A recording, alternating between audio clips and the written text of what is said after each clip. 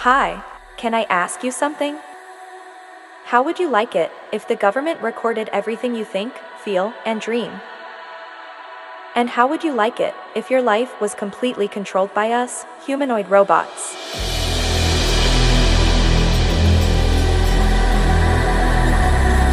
We would tell you who to marry, what to buy, and who to vote for. Do you think that is crazy? Think again. This is your future, designed by the World Economic Forum. The World Economic Forum says they design the future of humanity.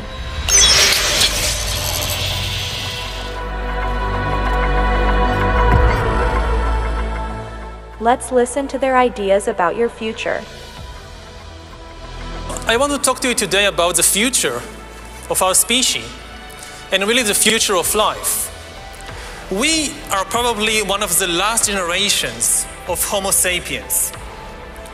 Within a century or two, Earth will be dominated by entities that are more different from us than we are different from Neanderthals or from chimpanzees. Because in the coming generations, we will learn how to engineer bodies and brains and minds. These will be the main products of the economy, of the 21st century economy. Not textiles and vehicles and weapons, but bodies and brains and minds. Now, how exactly will the future masters of the planet look like? This will be decided by the people who own the data. Those who control the data control the future not just of humanity, but the future of life itself.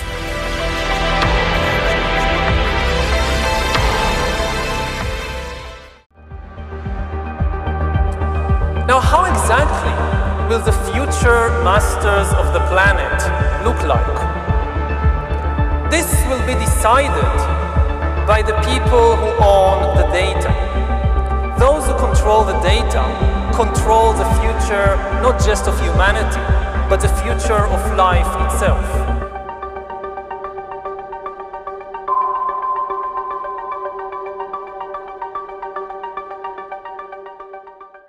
We have reached the point when we can hack not just computers, we can hack human beings and other organisms. Humans are now hackable animals. You know, the whole idea that humans have, you know, they have this soul or spirit and they have free will and nobody knows what's happening inside me. So whatever I choose, whether in the election or whether in the supermarket, this is my free will, that's over. Eventually, within 10 or 20 or 30 years, such algorithms could also tell you what to study at college and where to work and whom to marry and even whom to vote for. After thousands of years, during which humans were the rulers of the world, authority and power will shift away from humans to computers, and most humans will become economically useless and politically powerless. Already today, we are beginning to see the creation of a new class of humans, the useless class.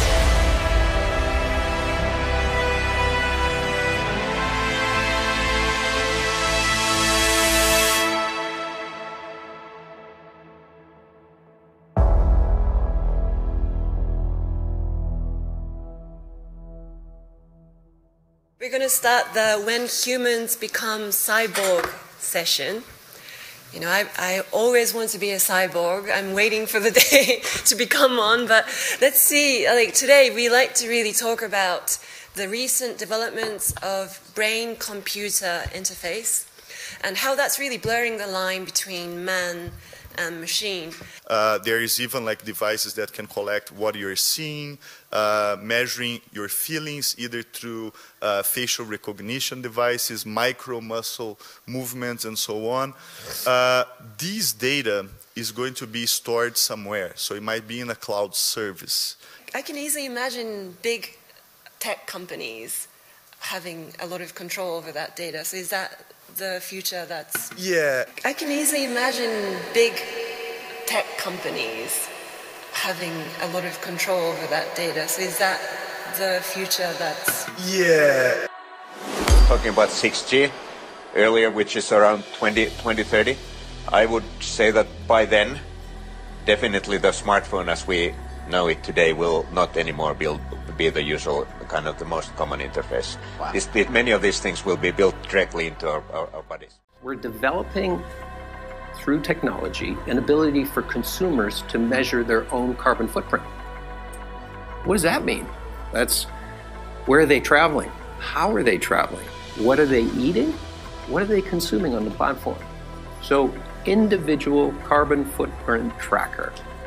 Stay tuned. We don't have it operational yet, but this is something that we're working on. The Internet of Bodies, or IOB, is actually an ecosystem. It's a bunch of devices that are connected to the internet that contain software and that either collect personal health data about you or can alter the body's function. We think of the Internet of Bodies as this collection of all these devices as well as all the data that the devices are gathering about you.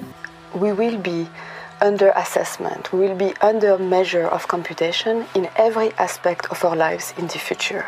From what you eat, who you date, what you buy on the internet, how much energy you use. Ce qui est clair dans ce nouveau monde, on doit accepter une transparence, et je dirais même une transparence totale. Regardez par exemple la discussion qu'on a eue en concernant le système bancaire, le secret bancaire. Tout va être transparent. Et il faut s'habituer, il faut se comporter ainsi. Oui, naturellement, ça devient, comment dirais-je, intégré dans votre personnalité, mais si on n'a rien à cacher, il ne faut pas avoir peur. Vous dites, on vivra tous dans une sorte de transparence totale, tôt ou tard? Oui, exactement. For the first time in history, it's possible to completely eliminate privacy. It was just never possible before, and it is possible now. Something fundamental has changed. When dictators always dreamt about completely eliminating privacy, monitoring everybody all the time, and knowing everything you do, and not just everything you do, but even everything you think and everything you feel. Whether it's a tyrant in ancient Greece, or whether it's Stalin, they always dreamt about it. They could never do it, because it was technically impossible. Now it's possible. Monitoring everybody all the time, and knowing everything you do, and not just everything you do, but even everything you think and everything you feel. One of the features of this fourth industrial revolution is that it doesn't change what we are doing, but it changes us. The difference of this fourth industrial revolution is it doesn't change what you are doing, it changes you. If you take genetic editing, just as an example, it's you who are changed, and of course this has a big impact on your identity. And offers certain kinds of possibilities that have to be careful about.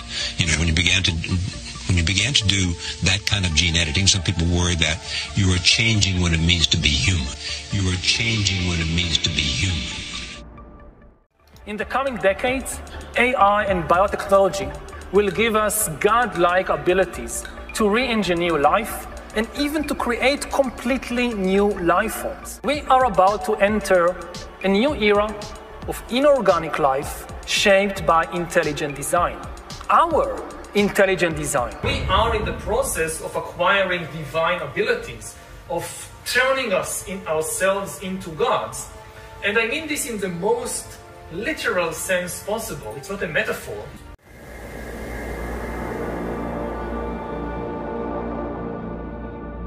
The future is already here.